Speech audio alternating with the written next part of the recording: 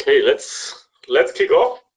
So good morning if you're here in Europe, or good afternoon if you're in Asia, for example.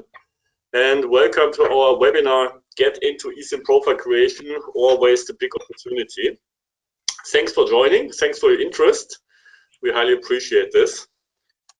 So in the next hour, Olaf and myself will guide you through this webinar. So let's first of all introduce ourselves. Olaf, do you want to give it a start? Yes. So hello to everyone also, and very welcome also from my side. My name is Olaf Redmeier, and I'm responsible product manager for Comprion's remote SIM provisioning tools and test benches. Yes, Marcus Sormans. So I'm doing a mixture of innovation, business development, product management in Comprion. And for all of you who have not heard about Comprion, so Comprion, very briefly, is specialized in test solutions and tools for contact and contactless communication entities. That means these are devices and cards, smart cards, eSIMs, phones, chipsets, readers, so all kinds of these connected devices, whether contact-based or contactless. Comprion is based in Germany, in Paderborn, and we provide end-to-end solutions based on hardware, software, test cases, services, everything what is needed. We mainly address three areas with our portfolio. The first one is mobile device testing. So this in particular addresses the conformance testing of organizations like GCF and PTCRB. So our test tools and platforms are recognized by these conformance testing organizations. In the area of contactless testing, also we do a lot in conformance testing, but not only conformance testing, also tools. But all of our test tools are also qualified by the respective industry organizations. And last but not least, one area which is also related to what we are discussing today is about SIM and eSIM and remote SIM provisioning, according to the relevant industry bodies like ETSI, 3GPP, and GSMA. The customers we are addressing are manifold. It ranges from the device manufacturers to chipset manufacturers. The test labs, of course, the ones who conduct the conformance testing. The mobile operators around the globe, but also a number of verticals of different areas like automotive and financial services. And we have a strong footprint in all the major industry bodies like 3GPP, GSMA, and FC4. So just in a nutshell that you know who's talking to you. Before we actually start with the content, just 3 bullets of housekeeping. First of all, for information for you, the webinar is recorded and it will be available also afterwards on Comprion's website. So if you miss something, if you want to look up something again, you will find the webinar there. Also, the slides will be distributed afterwards. And of course, questions are highly welcome. We're doing this in the way that we go through all the questions at the end of the session. And please submit your questions based on this GoToWebinar tool. There is a question section where you can type in your questions. Please don't hesitate to do this already during the session. Don't wait for the end, and we will pick up all the questions towards the end. That would be great. Good. So let's step into the content. So whom are we addressing primarily? With this topic, probably no surprise, we're addressing first of all the companies providing mobile communication service, which are operators, but also MVNOs, the M2M or IoT connectivity provider, private and campus network providers, but also all the companies dealing with the eSIM profiles and this technology, typically serving these communication service providers like the SMDP Plus providers, MVNEs, and other companies. What is it what we want to bring across? First of all, we want to do a little bit of recap and explain some of the, for us, decisive features and also differences between the classical SIM card and the eSIM. we want to explain what the profile is, and of course we want to do this in particular in the context of what we are going to discuss here. We want to give you an idea of why it is important for many of you to be in control of the eSIM profile, and we want to explain how you can be in control of the eSIM profile also by having a stake in the engineering process of the eSIM profile, and of course how this can be done, that this is not just theory. So that's what we planned for this session here. So let's start with the SIM and the eSIM. Some remarks on this. Of course, you will have seen a lot of this. We will not talk about form factors and all this. What is more important for me is making some remarks on the SIM, for example, that this is an inseparable combination of a chip and data on the chip.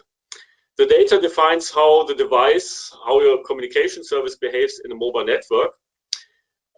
In combination, the chip and the data is engineered by an EOM.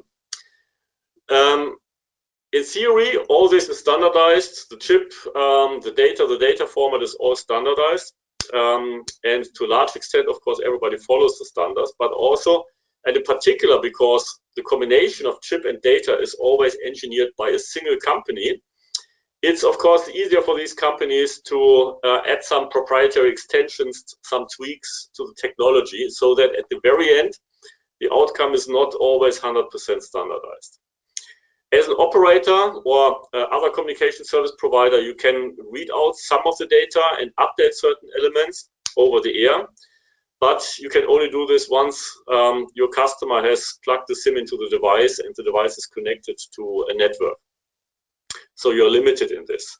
Means in total, bottom line, this situation makes it very difficult for you to have stakes in the engineering of the data of the SIM. This is different with the eSIM technology. In eSIM technology, the data is called the profile, and its format is really standardized. And this standard and following this standard is really essentials, and all the parties try to do their very best to follow the standards, because this eSIM profile needs to be loaded to different kinds of phones at the very end, and you don't know which phones or which machine-to-machine devices are used by your customer. So it's essential that the profile and the eSIM chip, which is soldered in the device, is really interoperable. Yes, there are real-world challenges and problems, of course, but at least all the players try to do their very best to be standard compliant. The profile is provisioned remotely, and it's only provisioned once the customer subscribes to your product. Means this adds a lot of flexibility. You don't need to decide which profile to put on the SIM card when you purchase the SIM card from your supplier. You can do this later on in the process, and you have the flexibility even with eSIM to change the profile step by step if you want or if this is required. The engineering is then also separated, totally separated. So the eSIM chip and the eSIM profile, the engineering of both is separated. Different parties can do this, means that is a prerequisite that also you can have some stakes in eSIM profile engineering. So that's your opportunity. So these are the characteristics of SIM and eSIM, which are most relevant in the context of what we want to discuss today. So let's also see the benefits of eSIM technology. Of course, you have probably heard a lot of presentations about this. So there are benefits of the eSIM as such compared to the SIM card, which is to a large extent related to customer processes and business processes. So the fact that you don't need to ship a plastic SIM to your customer, but that you can fully digitize the process means a huge benefit for you and for your customers, means better user experience, lower cost, higher speed, more flexibility, all this. But also if we drill into then the details of the eSIM and look at the profile and what's in the profile.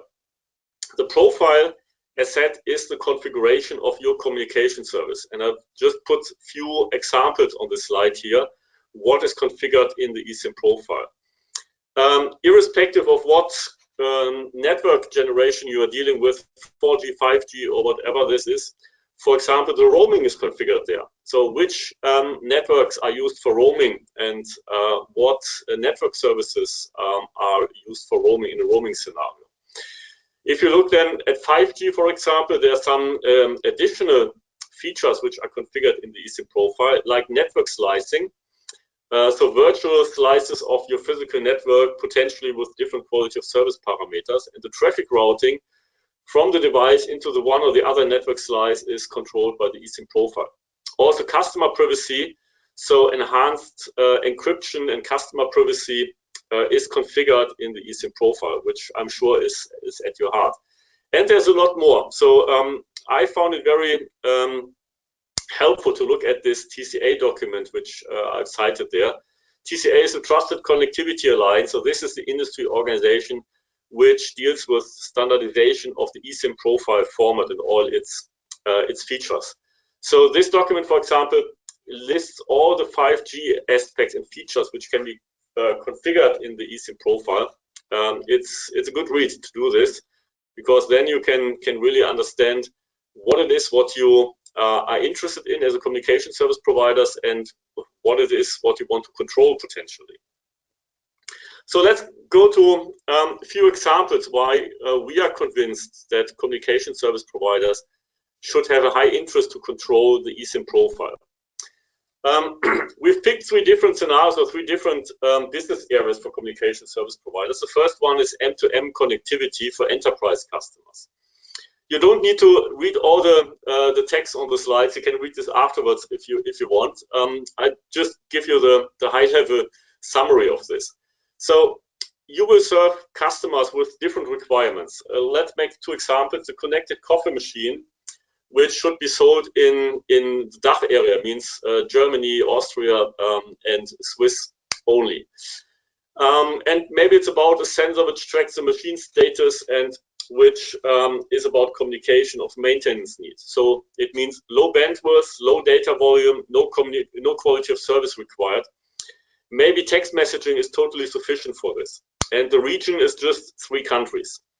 On the other hand, this second example might be about surveillance camera for horses at ranches, so that owners can watch the animals 24/7. And maybe the vendor of this device want to cover the entire space of Europe and North America. Means totally different coverage from a regional perspective. High bandwidth, high data volume is required for HD live streams, for example. So means for both of your customers, you may want to configure different communication products. So the first one is maybe just 2G or narrowband IoT networks for a very narrow coverage. On the other hand, the surveillance camera, that is for high bandwidth with a much bigger coverage. And you may have different network partners which can fulfill the one or the other requirement better. So you probably want to have tailored communication service for these customers, which means tailored eSIM profiles which configure these services. Let's go to a second example, private and campus networks for enterprise customers. So these networks can look like very differently. So first of all, it's about the network services. Is it about voice for personal communication services, or maybe it's about data for IoT networks? So very different. The question is about the geographical reach. Is it a campus network only, a manufacturing plant, for example, or is it about a country or even the larger regions for sensor networks of very distributed infrastructure?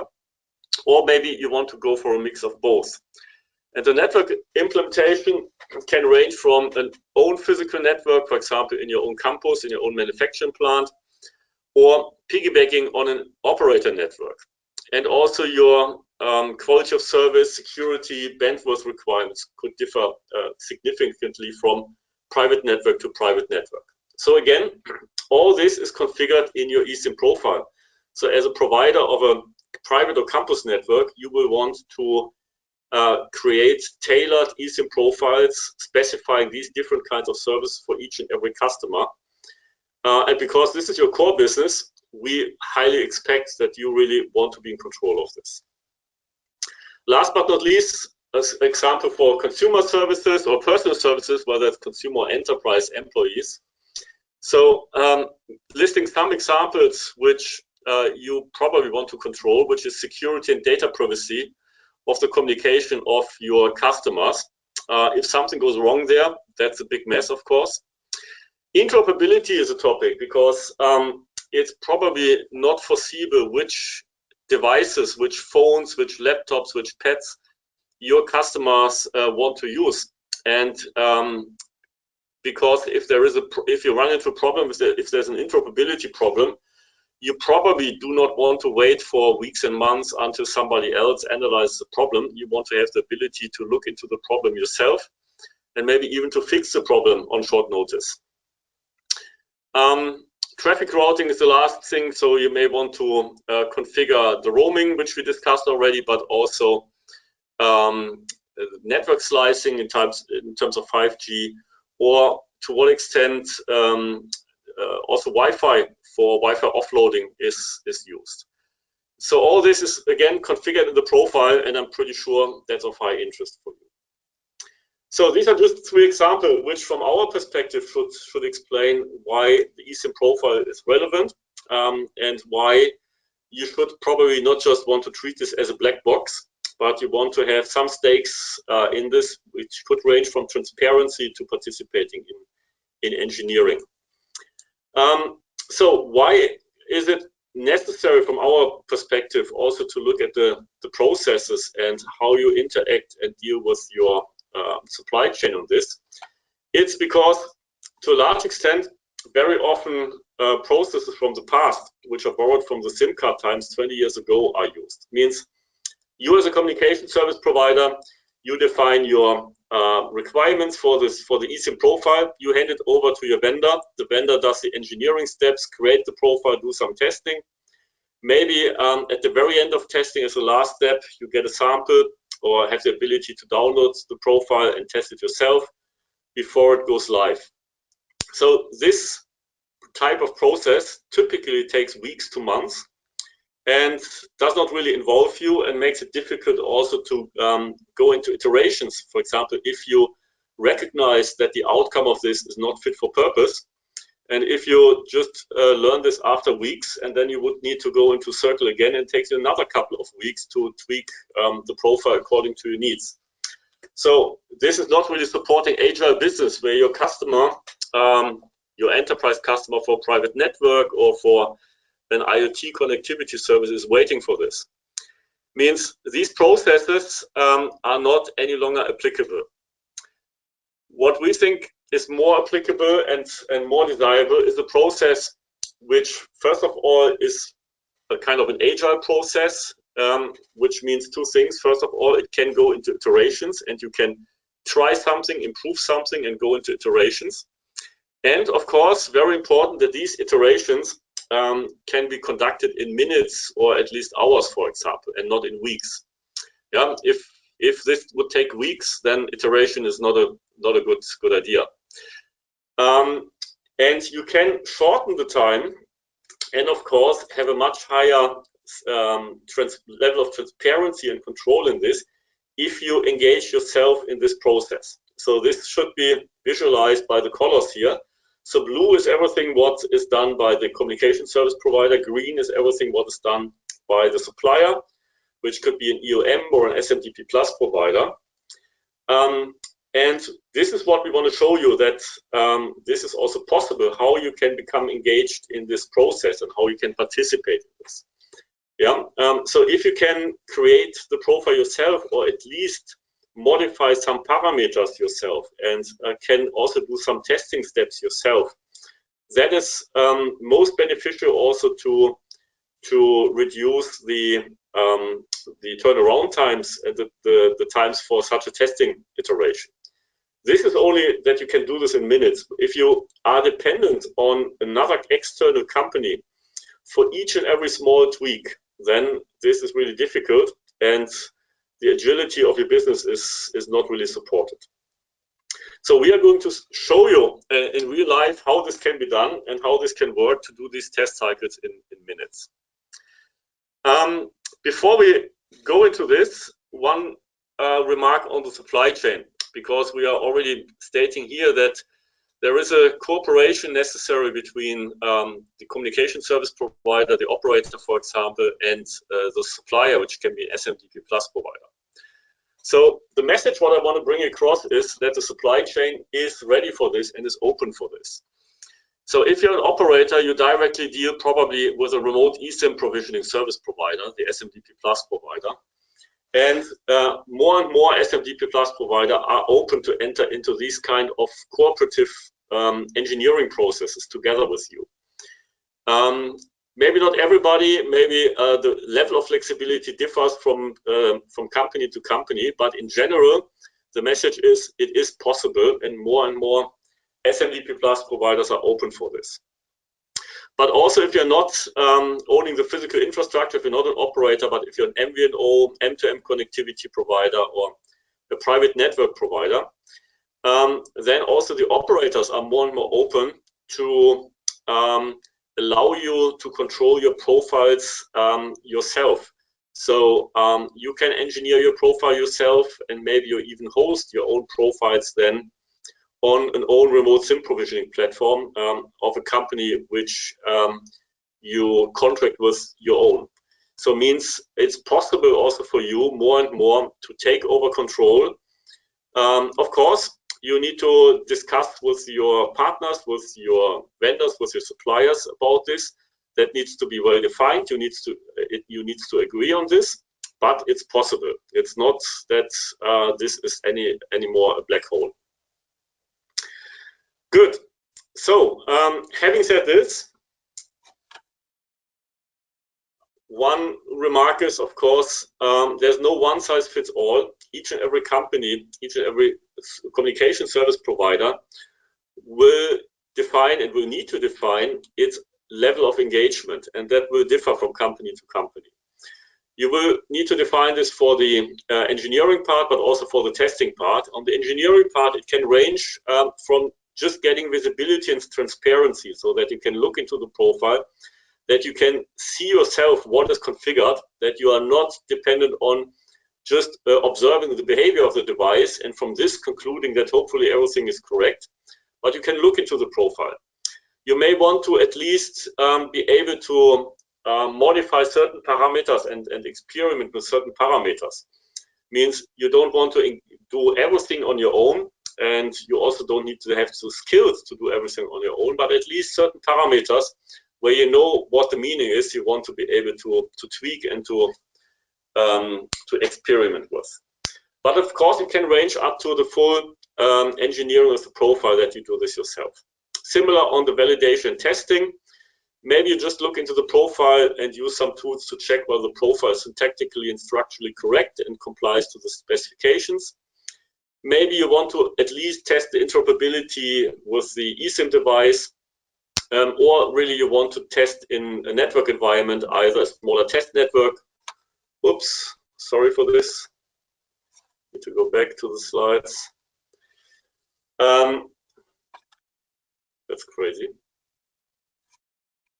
It's flipping forth and back for whatever reason. So once again, so maybe you want to test the end-to-end network scenario, including roaming, for example. So this is what you need to think through, and you need to take a decision what level of engagement you want. So before we want to demonstrate how this can be done, we do have a question for you. We would like to understand from you what is your status in regards to your engagement in eSIM profile engineering and testing today, at least, which can range from the number 1, which is more or less no engagement at all, means you provide some requirements to your vendor and everything is up to the vendor, up to the number 4, you are fully in charge of the full process, profile engineering. You do this all yourself. And of course, there's something in the middle, the number 2 and number 3. So we would love to run a poll. So I will switch to a poll where you can click on the option which is applicable for you. And then I'm going to wait for 1-2 minutes, and then we can jointly see the result from this. So let me start the poll. Here we go. Good. Now you see the different options, and I would highly appreciate if you could just let us know where you are today. Yeah, I see you're clicking already. That's great. So let's give it a minute, and then we look at the result.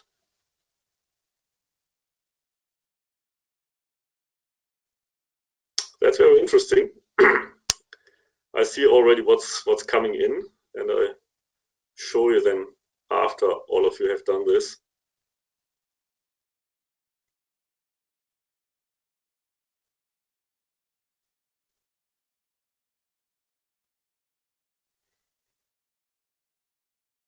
So 10 more seconds, and then I'm going to close the poll.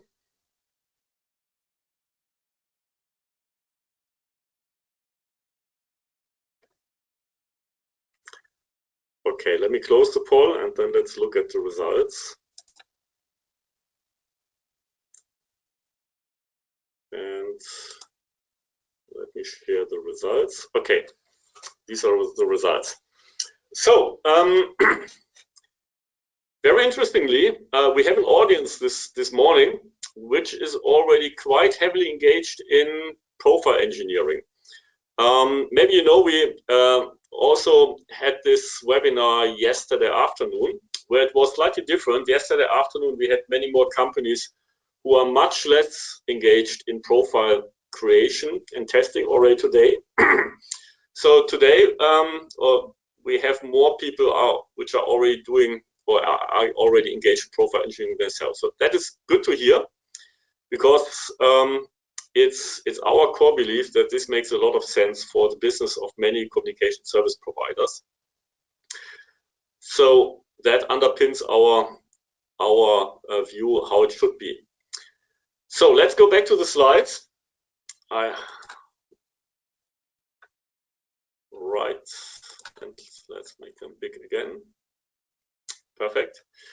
So thanks for all your input, and now we are turning into showing you really how this can be conducted in real life. And this is the point where I hand over to my colleague Olaf, who is going to run you through the demo of real life tools.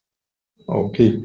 So, as mentioned by Markus, in the second part of our webinar, we would like to show you an example development flow using certain tools, and within or with the help of these tools, we are able to create a profile and validate it, and also verify later on the profile, the created profile. We see here on the left-hand side, it all begins with a reference profile, for example, which can be loaded into the profile creator, but of course the profile creator can also be used to start from scratch and define a profile from the very beginning.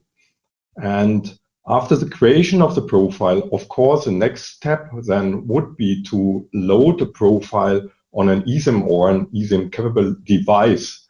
And here we have to differentiate between two options.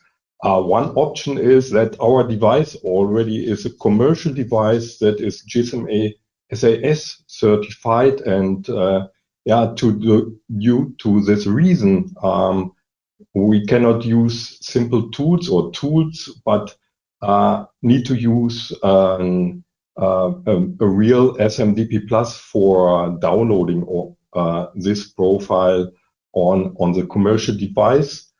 For this purpose, we can use the eSIM test profile service we are hosting together with TruePhone as a partner. And we can upload our profile to the eSIM test profile service and download it later as usual. So for the other option, the UICC or eSIM is not yet GSMA SAS compliant, and we know all the keys, certificates that needs to be used. We can use also the profile manager loader to download the profile very easily. And last but not least, if the profile is downloaded and also enabled on our device, we can then test it against the real mobile network in case that all the credentials are also known from the backend, or we are using a test network provided by a network simulator.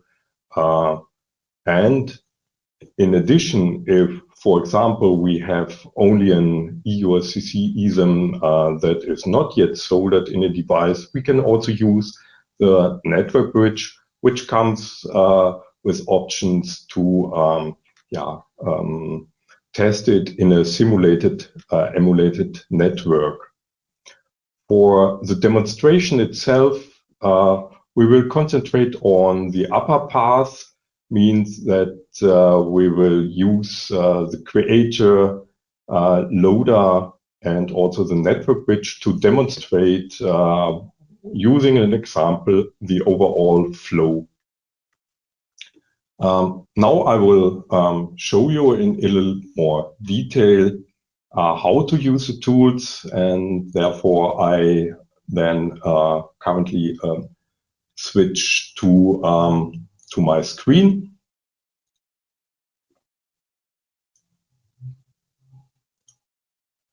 And I hope you can see the first tool I mentioned, namely the eURCC profile creator, allowing you to create an own profile, to load profiles that you can use as a reference, for example. So loading a profile in ASIN1 or DR notation shows you the content of this profile, which is described, as mentioned already by Markus. We are a specification coming from the Trusted Connectivity Alliance. And the profile itself consists of different profile elements, beginning always with the header, and then we will find certain profile elements describing the file system, and further profile elements describing security domain behavior, and, for example, in this case, remote file management applications. The content of such a profile element then can be seen here on the right-hand side in an editor field, and it consists of an ASIN1 notated description of certain elements parameters as described in the TCA specification. To support you as a user, we will also be able to have a more deeper look into what is described here with certain parameters. So we are offering to you as a user information about, for example, the profile header in more detail. So you can have a deeper look into it, read, if not visible to you or known by you, the content. And in addition to the TCA specification content, we also provide further detailed information about, for example, connectivity parameters, so that you can analyze, at least in the first step, the content. All what is described here is coming from the official specifications from SimAlliance previously for the version 2.3.1 and later defined by Trusted Connectivity Alliance. And in addition, also the ETSI 3GPP and global platform specifications are taken as a reference for the detailed analysis of the content. So this gives you some help for the definition of the content. In addition, now if we want to create a new profile based on the current one, we will start often to modify the ICC ID, for example. And doing so, we see another help of the profile creator to create a correct profile description. It's a validation of the content. Whenever we change content here, a validation engine in the backend tries and checks out based on validation rules if the content is correct. In this case, we see here two validation messages and violations against these rules. One violation is changing the ICC ID number also needs to update, for example, the check digit at the end of the ICC ID. So here, correcting the check digit deletes the violation information, and now we only see a further information that our ICC ID is also coded somewhere in the file system. Let us forget a little bit about this error first and have a look more deeper into the file system itself. As mentioned previously, the file system is described by a set of profile elements within the profile package. For example, the profile element MF describing all files below the MF. For the UICC description, we have the eSIM, and we see also here a lot of information in mainly hexadecimal description, especially the file content.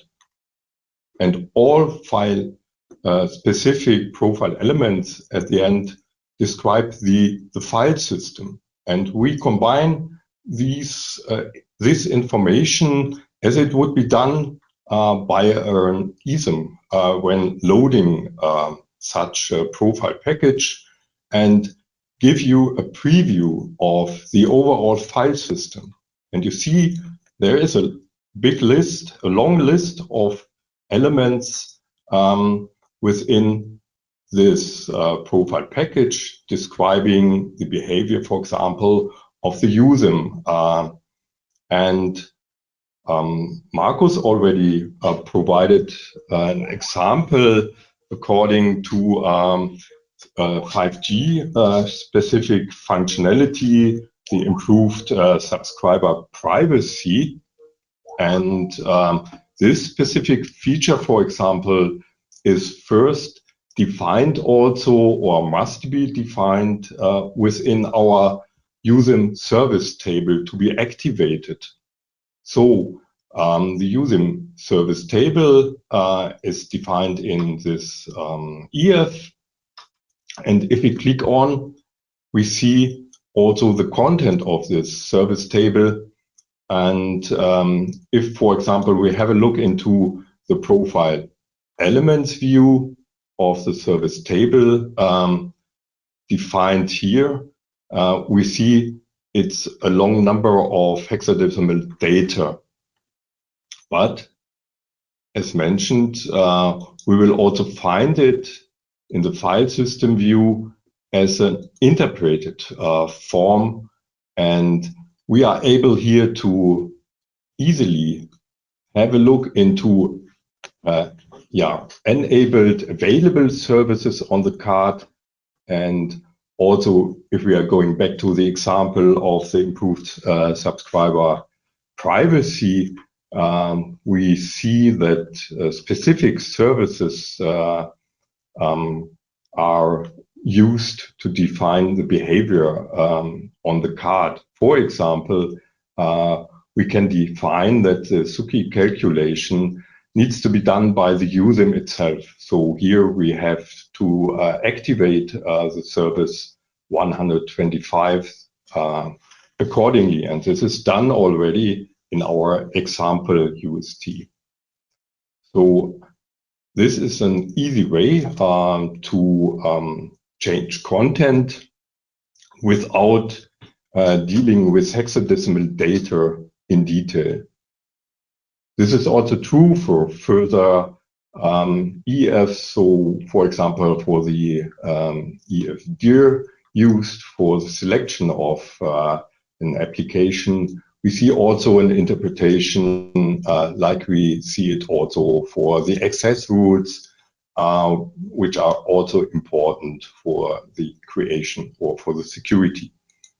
So here we see also for every specific record the access rule defined in a human readable form.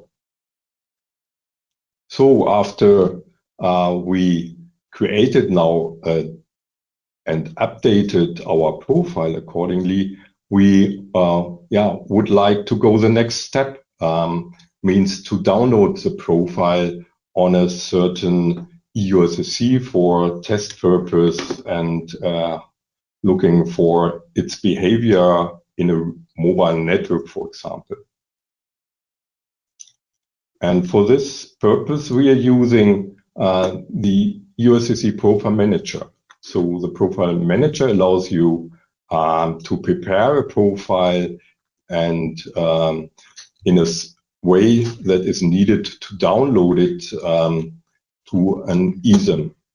So we can now select the just prepared profile description from the file system, and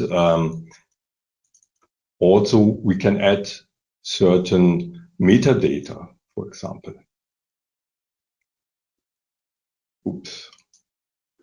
Yeah, here we see the profile is loaded. We can also have a view into the content that is prepared.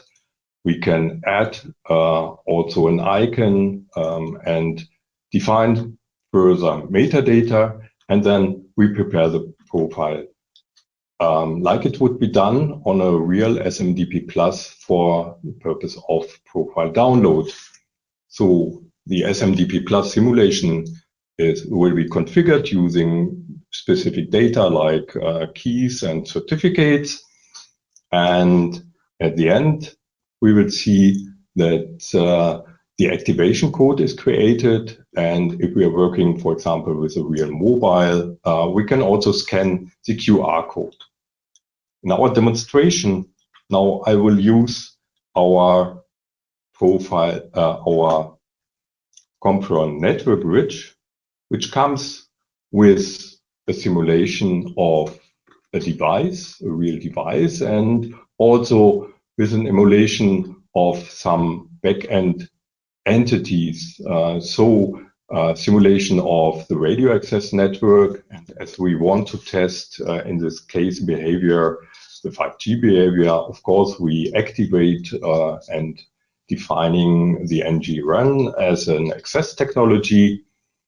And for the core network, we are able here also to add subscriptions into our backend with the identification, of course, and also with parameters describing the authentication, the used algorithm, for example, the millinage, and also the 5G security parameters, specifically the home network keys for different sets that are used accordingly. So here we have the public-private key defined in the back end that are also part of our description in the profile creator, namely the EF-SUKI calculation, where we find the same parameter, the public key defined, that will be used then by the eSIM for the calculation of the SUKI. So here, for example, for the security schema A, the according public key that is used. And going back here, for example, we see it's more difficult to do it in a hexadecimal description only, so it helps you. So in the next step, then we start our network bridge and also the integrated LPA, and want to download the provided profile by using the activation code prepared by our SMDP Plus simulation within the Profile Manager. We paste it here and then start the download. And then you can see that the download process begins, as it was also or would be done by real mobile. We are able here to have a look into the concrete communication between the LPA and the EUSCC, for example, which allows you also to get further information, and it's especially helpful if you have a problem during the profile download, for example. In this case, the overall download process was executed successfully, and we can see here in the list of profiles that it is shown. Next, we can also then enable the profile and check out if our profile configuration, especially the 5G configuration, is correct.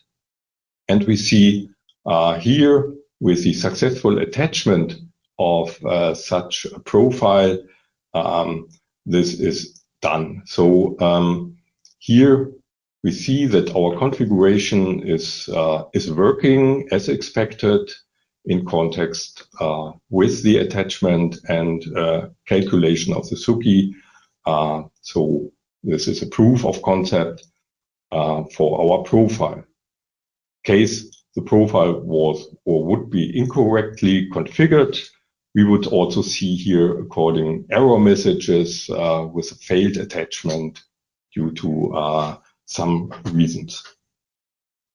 Okay, and yeah, with this successful download and enable, I would like to complete the presentation and would pass back to Markus. Yeah, thanks a lot, Olaf. 1 second, let me make the presenter again and share the slides again. Here we go. Okay, where have we stopped? We stopped here. And let's make it big. Okay, so of course, we would love to also show you the other options for loading a profile to commercial off-the-shelf devices and testing it there. Due to lack of time, obviously we cannot do this. If you're interested in seeing more of this, please just let us know and we can do this in a dedicated follow-up. One remark before I continue with the final 2, 3, 4 slides is I think exactly now it would be a great point in time if you want to enter some questions into the GoToWebinar tool so that we can look at the questions in a couple of minutes. So please, we would highly appreciate this. Don't hesitate to type in your questions. Good. So let's move on. So what should you take away from this demo from our perspective? I think the main statement here is that dealing with an eSIM profile is not rocket science. It really can be done. It can be done at different levels of engagement, and it can be done even if you are not a specialist in eSIM technology, if you're not aware of the bits and bytes in all these nasty hex strings, which Olaf has shown you. Because there are tools which allow you to make this much more convenient, much simpler, to present it in a way for you that you can understand it, deal with it, modify it, as said, even without knowing all the bits and bytes. And also probably you've seen a profile is quite a big file and contains a lot of content.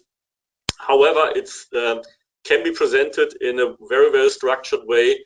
It allows you to navigate to these areas which are relevant for you, and probably it's not the entire profile which is relevant for you. It's maybe just a couple of parameters where you want to look at, which you want to change. So you can really scale your level of engagement from creating the whole profile if you want, or to just care about few parameters, or you focus on just getting transparency of what's in the profile and engaging then with testing and validation of the profile. And I think you have seen that with the appropriate tools, this really can be simplified a lot, which is necessary then for to facilitate many more people to have some stakes in profile engineering. So it's really able to control the features of your communication service, and it's able to do this by engaging in eSIM profile engineering. So what we would recommend if you have not done this already? Of course, some have done this already, as we have seen in the poll, where roughly 50% of you have told us that you're already in eSIM profile engineering. So if not, we would recommend that you think this through and define your position, what level of engagement you think is appropriate for you and for your company with respect to having control of the eSIM profile and conducting this and having the control by having stakes in the engineering and the validation process. That's something you, of course, need to think through from the business you are in, from the business requirements and the business benefits which can be generated by this. And by this, you will come to a unique position, and there's no one-size-fits-all. Different companies will come to different conclusions here, of course. Once you've done this, of course, you need to ensure that your supply chain is set up in the way that you have agreements and discussions and definitions with your supply chain, with your vendors, which allows you to do what you want to do. As said, it's possible, but it's not always a given. You need to discuss it with your vendors, and you need to agree on this. And last but not least, then, of course, get the required capabilities on board to get this done. Means the skills, the tools, but as said, you can scale this. This is not a one-size-fits-all, and it's not a prerequisite to be the greatest expert on the globe in eSIM profile in order to do this. Good. We're coming towards the end now of this webinar. And so first of all, already thanks a lot for your attention, but let's really go into questions before we close the webinar. Let me start first with a question which we received already in advance of the webinar. 1 second, I just need to pull it out. So it was a mixture of question and remark, let's say. Often mobile operators rely on their SIM card vendors to help them to define the profiles. Will your tools enable them to become more self-capable in the context of private networks, enterprise cloud providers, and system integrators could be interested also to do this? So two answers. So first of all, yes, this is exactly what we do. We enable companies to become more self-capable. So you don't need to, it's not the only option anymore to rely on your vendor to do all this in a kind of a black box. As you have seen, the tools are there to support you to do this. The tools are there to enter into kind of cooperative engineering process together with your vendors, which allows you to define your own level of engagement in this. Cloud providers, system integrators could be interested in this. Yes, absolutely right. I think everybody who is somehow in this ecosystem of delivering mobile communication services, where eventually, yeah, somebody needs to deal with the eSIM profile, and it's a little bit of agreement between all the parties in the end-to-end chain, whether it's the operator, whether it's the EOM, whether it is a system integrator or a cloud provider providing this as a kind of professional service or managed service. So that may differ. So depending on your company, your business model, your customer relationships, you will define what you want to offer, what it makes sense to offer, and how to do this. And yeah, very different kinds of parties can be engaged in this. Let's go to another question. Which type of skills and resources and how many would you recommend to MNOs who would like to take back more control on this activity? Training, number of licenses for one MNO to be self-capable. So very typically, this is not something which is done by very many people in a company. Maybe it differs a little bit. So let's say if you're an M2M or IoT connectivity provider, then defining custom-specific eSIM profile is part of your core business. Then probably you will have a number of more people doing this, but it probably will be a handful, let's say. If you're a classical operator for consumer, for enterprise services, then of course also you will want to engineer eSIM profile, but the number and the frequency of with which you want to create new profile or change the profile, evolve the profile, is probably a little bit smaller compared to this M2M connectivity provider, where this is really the day-to-day business. Then probably it's just very few people dealing with this. So this is not really about 10 people. This is more about the 1, 2, 3, 4 people dealing with this. And of course, accordingly, you will size the number of tools or the number of licenses you need to do this. But this is always for a smaller group of people. Hope this answers your question. Next one, do you plan to offer profile development and debug support? Yes, we do this, but let me take one step back. So in general, Comprion and Comprion's business is to provide tools to customers.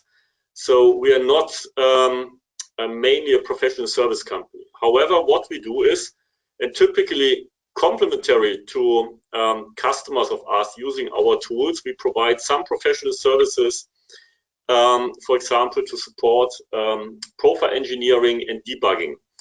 We don't see us in the position to be the one to which you can fully outsource your profile engineering, profile development. This is not our business. But in particular, if you run into technical problems and if there are specific questions, we provide support and facilitation, let's say at a smaller scale, to support you to ensure that you get this done. Yeah? So our objective is eventually that you can reach your desired outcome and your objective. And if this needs not just a tool, but also a little bit of technical support, then of course we are more than happy to provide this support. Also, maybe to mention this, what is quite helpful pretty often is if you're a communication service provider and you want to enter the area of eSIM-based communication services, then you typically already are in the business based on eSIM, on SIM cards, on physical SIM cards.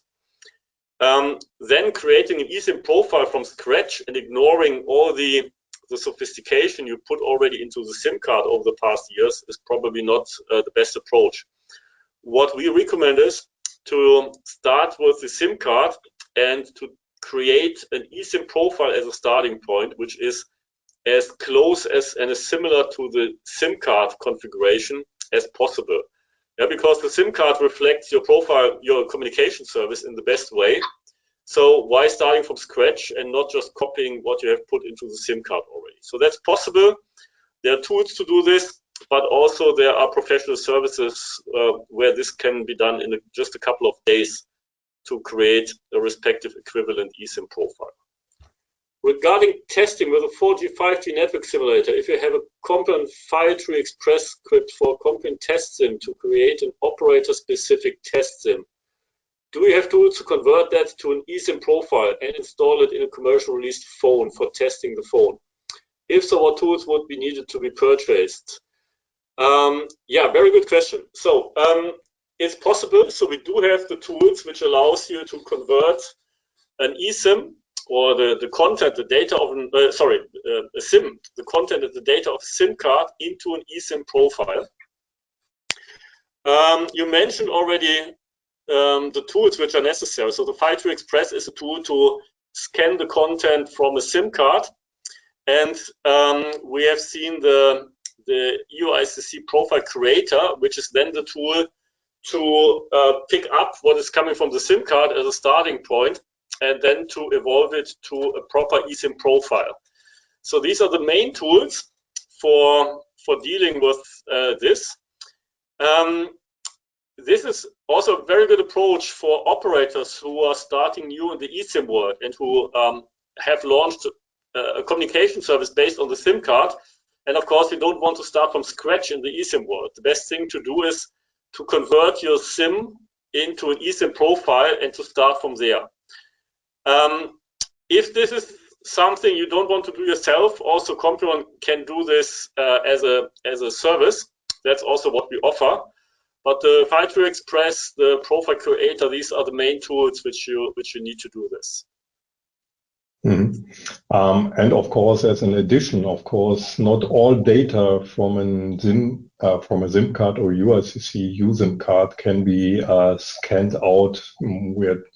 We have certain keys, pins in it. We saw also in the profile element, aka parameters, that of course cannot be scanned and therefore must be added manually afterwards. So a part can be automated and can be reused based on scanning results. Other parts needs to be added. Yeah. So next question, can the access point names be part of the EUICC SIM profile? Can those be set in the EUICC profile creator? Olaf, that's something you may know. As far as I know, the access point name is something defined in the device itself. So, but I need to double check if there's also some part of the profile that takes this information. Right. So let's concretize this in the written Q&A then afterwards. But that's the initial answer. So the next one, if another operator only has test SIM scripts for non-Comprion test SIMs, can you read the profile from a non-Comprion carrier test SIM directly from the SIM and create an EUICC profile? Yes, but is the answer. And the but is, of course, we would need to have all the keys to be able to scan all the content from the card. If we have all the keys, we can download a lot of the content, the file tree, not necessarily the security domains, but the file tree that can be scanned. But as I said, we need the keys. If you have access to the keys, then the answer is a yes. Good. Next one. Or can you load a UICC profile from a live network SIM and create an UICC test SIM profile from that? I think the answer is the same, whether it's a test SIM card or an operational profile SIM card. It's the same. Decisive is we need to have the keys in order to be able to access the content. If we have the keys, whether it's an operational SIM card or a test SIM card, doesn't make a difference, but we need the keys. Good. What's next? What API has your solution in order to automate it? I think the question is what it is what you want to automate. There's one aspect which I do have in mind, which you might be interested in. What you have seen is that in the engineering process, after you have created or modified your profile in the editor, that then you need to load it onto a device. And for this, you need an SMDP+, which can be an emulated one in the lab environment. Then you can simply load it from the file system. That is something you can do in seconds. If you want to load it to a commercial off-the-shelf device, then you need a production-ready GSMA SAS-compliant SMDP+ service. We do have such a service, which is our eSIM test profile service. At the moment, we have no APIs into this SMDP+ from our profile creator tool. But this eSIM test profile service has been created in a partnership with TruePhone. And one topic we are looking into at the moment is to exactly do this, to utilize the APIs from the TruePhone SMDP+ service in our profile creation tool. So ideally, to say it very simply, the ideal target, and we're looking into this, is to have a button in the profile creator tool by which you can upload your profile into the TruePhone SMDP Plus, and then you can download it from there to a commercial phone in just seconds. This is what we are looking into to further optimize this engineering flow, so that that we cannot just reduce the time from weeks and months to, let's say, hours, but even to minutes and seconds in that case. Yeah. Next one, you mentioned that for 5G, the profile should handle other features. Could you provide an example of features that need to define on the SIM in order to manage network slicing, private networks? I would highly recommend to look at this TCA white paper. So that contains a great overview of all these configurations in an eSIM profile. For example, the ones which are related to network slicing. A private network is yet another network. Yeah, there's no difference whether you configure your profile to be able to attach the device to a specific mobile operator network, or you change the configuration in the way that it attaches to the private network. So these are just different parameters, but the parameters which you utilize are exactly the same. Yeah, network slicing is something different, and this is what I would recommend to look into the white paper. Or Olaf, any other ideas what you would like to add to this? Only to add that also certain EFs again are defined, especially also for network slicing. Here we see that this EF is a BR TLV coded file. So also here the eSIM itself needs certain characteristics to also understand and use the file content. So this is only to be added from my side. Thanks. So next one, do you plan a webinar to present the TruePhone solution already mentioned in this presentation? I think the answer is yes. What we have in mind after the summer break, to have a webinar, in particular on the different options to load profiles on the different kinds of devices. You have seen there are test devices which are not GSMA SAS compliant. There are commercial off-the-shelf devices which are GSMA SAS compliant.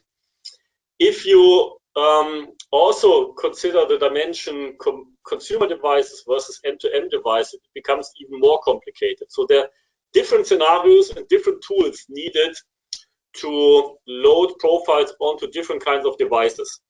And we are planning a webinar for exactly this, which mentions all the different, or explains all the different options. And our eSIM test profile service based on the TruePhone solution will be one of the solutions, and this is where we are going to present this. So, is the dual SIM also possible to handle in comparison? Is dual eSIM, sorry, also possible to handle in comparison with dual SIM? That's an interesting one because that's subject of latest standardization happening.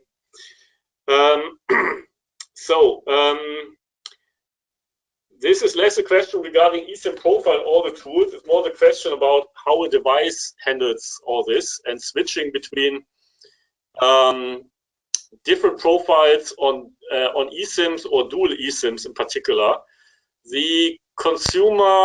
The remote SIM provisioning specification from the GSMA, the version 3, which came out, the architecture and the requirements document in, I think it was March, where we had a webinar to explain this. This, for example, contains a feature which is called the multiple enabled profiles, which deals with certain aspects of dual eSIM, or what I think you mean by dual eSIM. Yeah. Of course, what you can always do is, that's another aspect, a different one. One eSIM can load multiple eSIM profiles onto the chip, and then you can switch between one profile to the other profile. You can do this manually on your phone, for example. This is something you can do already today. Let's say the equivalent is to have two SIM cards and to pull out one SIM card and to put in the next SIM card. So that is the, let's say, the SIM equivalent to switching from one eSIM profile to another eSIM profile on your phone. Yeah, maybe that's the second aspect of which may answer your question. And then I think that's the last question for today. You mentioned that Comprion offers a service for profile creation. The MNO could have some visibility to the profile creation. So Comprion is mainly providing tools to the industry, for example, to the operators. So with the tools which we have demonstrated, we give you the ability to participate in profile creation. We have seen even operators who have requested from the SMDP Plus providers to agree on the tool which allows the operator to participate in a kind of cooperative process between the SMDP Plus provider and the operator. We do have professional services to support in profile creation, but it's not our main business to create profiles. So we have certain services, for example, to convert a SIM card into an eSIM profile. We support you in your endeavor to create or to evolve an eSIM profile if you run into problems, if you run into technical problems. But it's not our main business really to create operator profile from scratch end to end. So that is something the operator does, the SMDP Plus provider does, or you do this in cooperation. But of course, we can support you in all the technical aspects of this. Good, and I think that's it. I think we went through all the questions. So it means thanks for staying 15 minutes longer. So have a good day wherever you are, and thanks a lot once again for your interest and for your participation, and step into contact with us if you have further questions. Thanks for today and goodbye. Goodbye also from my side, and thank you very much for your attention.